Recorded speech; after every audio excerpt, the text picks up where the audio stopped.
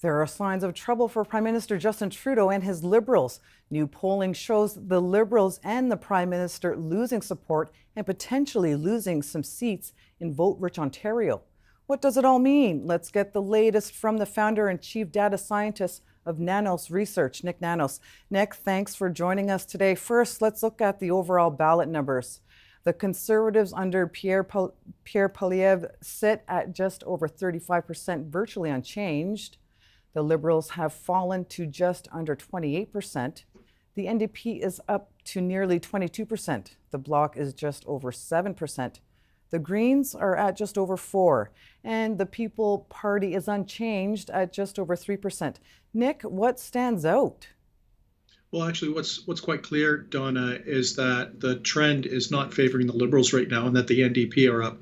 The Conservatives have been fairly steady over the last number of weeks. But the interesting twist in all of this, Donna, is that, there was a visit from U.S. President Joe Biden, which is usually good when the U.S. President visits Canada.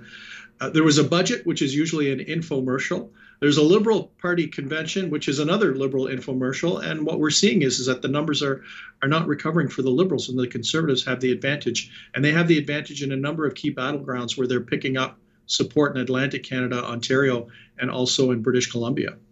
Okay, Nik, let's look at the preferred Prime Minister graphics. Okay, Conservative leader Pierre Poilievre is tops for Canadians at 28.3%. That is virtually unchanged. Prime Minister Justin Trudeau is down to 23.9%, and that's down more than 2% in the last month. NDP leader Jagmeet Singh, he sits at 18.8%. That is up 2.8% in the last month. Bloc leader Yves-Francois Blanchet is at 4.5%. And Green leader Elizabeth May is at 3.4%. And can't forget about the People's Party leader Maxime Bernier is at 2.8%. Nik, at first glance, Justin Trudeau's support has gone directly to Jagmeet Singh. What's your take?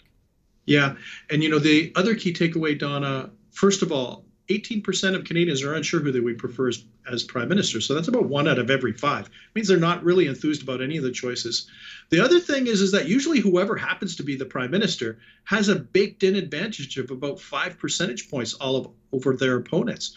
So the fact that Justin Trudeau is 4 points back of Pierre Poilievre, it's outside of the margin of error just a little bit, but the fact that he's behind is just not good because he is an incumbent Prime Minister. And the other thing is with 1 out of every 5 Canadians unsure of who they would prefer as Prime Minister, that's not good for any of the party leaders right now. And finally, Nik, let's take a look at how this translates into seats. We all know the Greater Toronto Area is king when it comes to making a Prime Minister, and the Liberals have owned the area. What are you seeing with your seat projections? Are the Liberals at risk? Yeah, you can see a lot of red, on the right-hand side, which is the 2021 election, Donna. You said that they own it. Well, look, it's pretty well all red when we're looking at Toronto and parts of the GTA.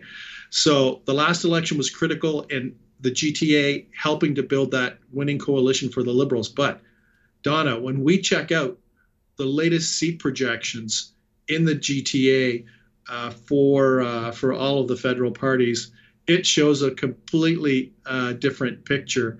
And, the thing is, nationally, our modeling is suggesting that the Liberals could lose as many as 29 seats, many of them in Ontario. And when we look at those GTA numbers, especially, when we look at the map of the latest seat projections, you can see a number of things. First of all, that in areas like Oakville and Mississauga, in the latest seat projections that were just done, Oakville, Mississauga in play. Areas like Cambridge, which have gone back and forth between the Liberals and the Conservatives, are also also could flip back. It's in the Liberal camp, could flip back to the Conservatives, and so not good news. What it shows is that the structure of the vote is favoring the Conservatives right now, and ridings that in the last federal election voted Liberal are now basically up for grabs and are very competitive. Well, interesting times ahead for sure. Nik Nanos, thank you so much for your time today. Nik Nanos, founder and chief data scientist for Nanos Research. Thanks again for taking the time. We'll see you, Donna.